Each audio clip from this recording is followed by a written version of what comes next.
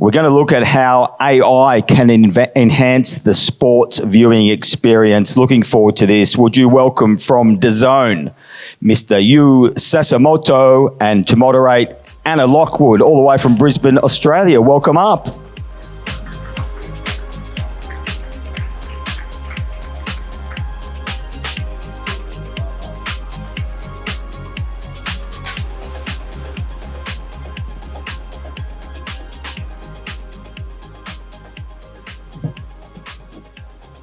Hello, everyone. Hope you guys are all doing great. I got into Singapore last night. I was in Amsterdam for a few days at the IBC conference and luckily could arrange to stop in Singapore on my way back to Australia. And it's my great privilege to be here today with Yusan from DAZN, a great customer, partner, and friend of Telstra's. Thank you. So, Yusan, you've had a wonderful and varied career across technology and media. You've worked for MTV, you've worked for Microsoft, most recently for Twitter, and now you're at DAZN as the CEO of Japan DAZN. What motivated you to finally, and of course bestly, move into sports and take this leadership role at DAZN Japan? Yes, so first of all, I was working for Twitter for 9 years, and I thought 6 months working with Elon through the acquisition was good enough time for me. I was thinking of just moving back to Japan and maybe live in the mountains away from digital world. But then the evolving AI technology kind of stimulated myself to be, maybe it's too early to retire out in the mountains. So DAZN just came across in my mailbox, and we started to discuss, and there were so many exciting evolvement and innovation that DAZN has been building and is still building, where it came back to me into this real world again. Yeah, amazing. Well, welcome to the sports world. We're very thrilled to have a leader like you, be helping move the AI industry forward in sports. I want to start just with exploring a little bit more about DAZN Japan for the audience. DAZN has been active in Japan since 2016 when you had the rights to the Japanese J-League football. But since then, you've expanded into a wide variety of Japanese and global sports. Since you've joined DAZN, what have you learned about sports viewership in Japan? And what's top of mind for you at the moment at DAZN? Thank you. So for those who may not know DAZN, we have over 200 markets around the globe. We have over 20 million paid subscribers and over 60 million users on the platform. And yes, Japan is the longest market that we have out of UK, and we've been successful in growing the business. We stream 1.2 billion live sports globally, and just in Japan alone, we stream 7,700 hours of live sports, and mainly through football, baseball, F1, major sports that the Japanese viewers love to see. And we've been seeing the evolvement of how viewers shifting their time on TV, on the couch, in the living room, to where they want to carry their mobile devices to enjoy the sports, whether that is outside of the home and the office, or even in the stadium. So the use cases has been exciting for us because there's everywhere people are carrying their devices where they can view these live events. Whereas in the traditional sports viewing, it was either in the stadium or in the home. So that is giving us huge opportunity to engage with even more customers that we would see going forward. And women's sports has had a meteoric rise over the last few years. And DAZN has been really forward-looking, providing access to women's football through the DAZN app. The earlier panel talked about women's fandom and attachment to brands through women's sports. And I can say that when DAZN started offering free football content through the DAZN app, I was an immediate and very happy customer. What does DAZN Japan do in women's sports? And is there any future plans there? Yes, so we are very committed in women's sports, mainly in Europe, but we've begun to promote WE League, which is the Women's Empowerment League of the Japanese Women's Football League. And we see huge upside of opportunity in building their fan base through not only as an app itself, but off the platform as well, on YouTube, X.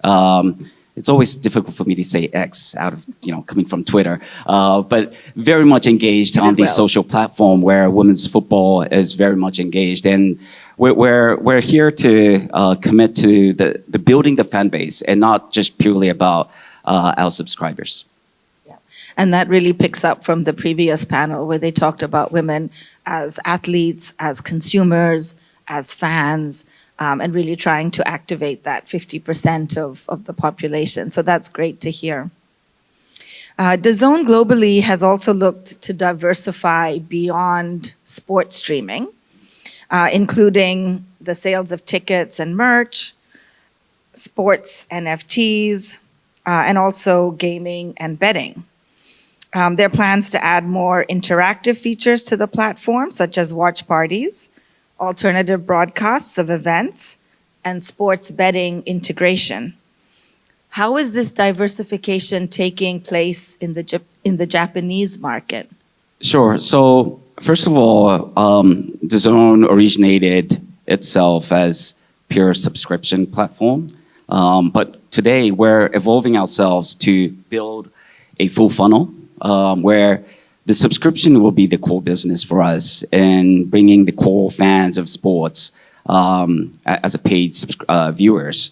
But then on top of the funnel, we're delivering pay-per-view, and then at the very top, freemium, so that we can build this full funnel. And we see so much opportunity in building these hybrid, tribrid model where we can engage with not only the core fans, but the lighter fans who might enjoy sports and some entertainment with it.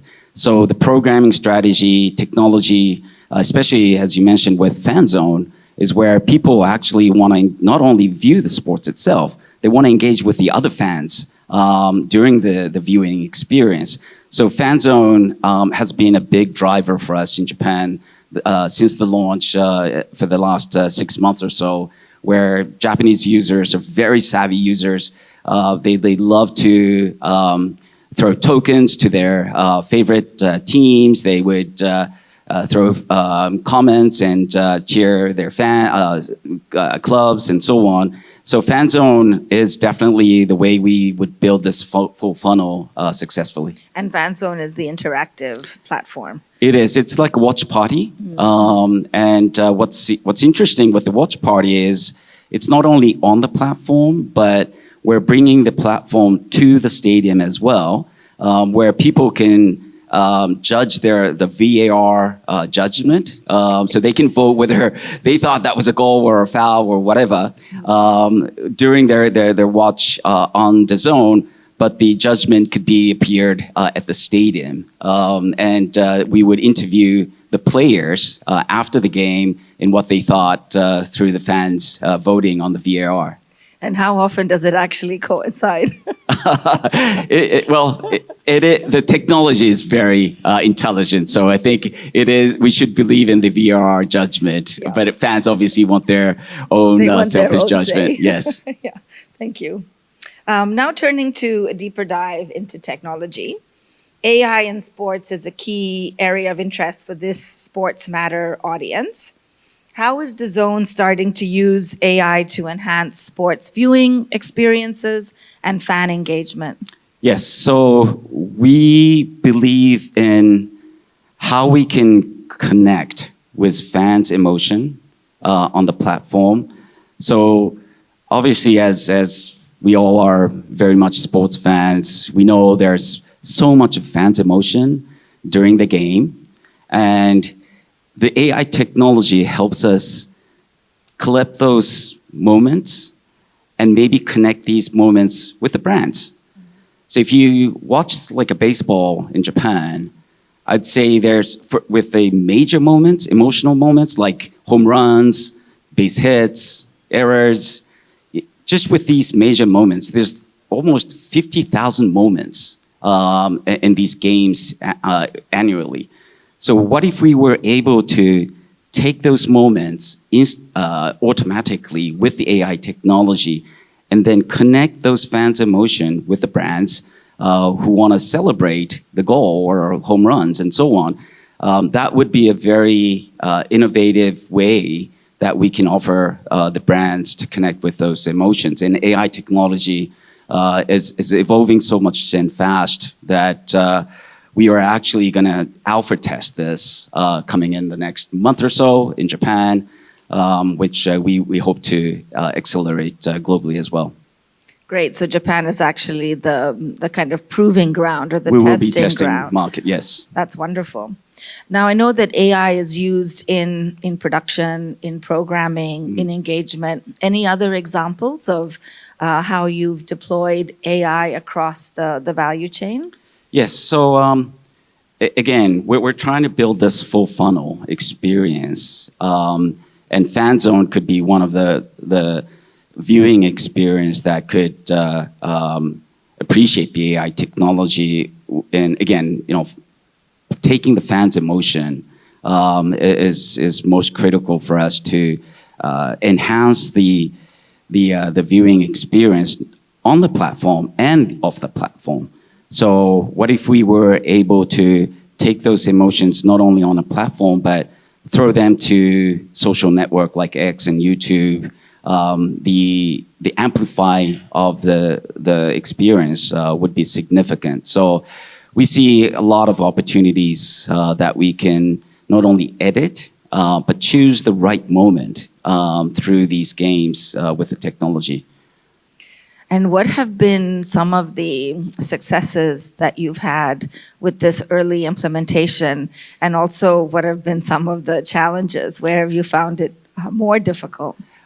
We are still, I guess, in early days of the AI technology. So it is not fully automated, where it would be somewhat a little bit clumsy and picking these moments. So we're adjusting these as with the machine learning as well. But we're pretty confident that it would not take as much time as it was in the past. And any early successes? Anything that you thought, wow, this is really going to change how the way either we work or the audience experiences sports? Well, again, like even just purely in Japan, we stream 7,700 hours of live sports. We cannot take all those hours with human beings, production or editing. I mean, it would be too costly to justify our investment or revenue stream. So the technology definitely has built us even more better productivity in-house wise. And I think this will continue to evolve. Now, you've had a wonderfully international upbringing and career. I think you spent time in Australia as a child. You did your MBA in New York. You just lived in Singapore the last 2 years before relocating back to Japan.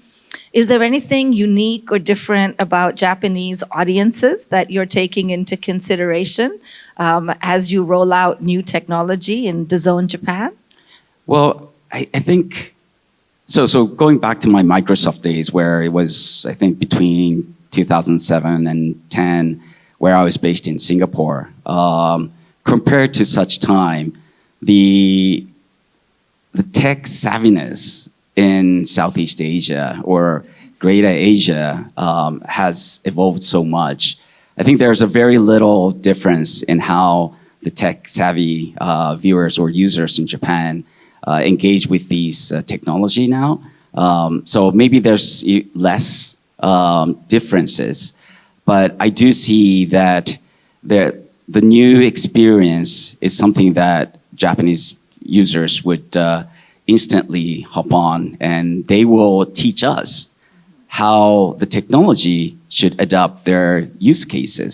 So again, that's why we are testing this connecting with fans' emotion theory with our product in Japan, and hopefully scale to other markets as soon as possible. Wonderful. As a technology leader, you've got deep expertise across music with your MTV days, entertainment with Microsoft, social media with Twitter, X, and now sports. Aside from AI, what are the other technology trends that you see emerging with that you're going to implement or look at for DAZN Japan? Sure. So the way I personally are looking at sports is really about combination of data and technology. So it's really how we combine those factors to build this unique viewing experience. Take this technology called Hawkeye as an example, where you would be taking the data of the players on the ground or the field and layer the graphics on top of these players, and you'd be watching a game of baseball, professional baseball, but with your favorite characters like Sanrio or Disney characters and so on. The viewing experience or broadens to the family audience, and not only for the core fans, adult fans, but to their family as well. So we are looking at such technology and how we would want to sort of deliver the experience with these data and combination of technology. Yeah, and I was lucky enough to get a tour of the Hawkeye Tech at the Allegiant Stadium in Las Vegas. And we're definitely looking at doing something with Hawkeye and Telstra with the AFL in Australia. So that's an example close to my heart. I would envy that because I was a big fan of Magpies in Australia. So okay, good. Let us do that as well. Good. One Magpies fan and one Richmond Tigers fan right here. So any last thoughts to leave our audience with either on the AI journey that you're taking or wider technology? Anything you want to share or challenge our audience with? So one of the success that I feel like we built for Twitter, especially in Japan, and then we started to expand this to Asia, was building an ecosystem. Where we believed in partnership rather than we built something for our own. I can't speak of X today, but that was our strategy and building the ecosystems with our partners.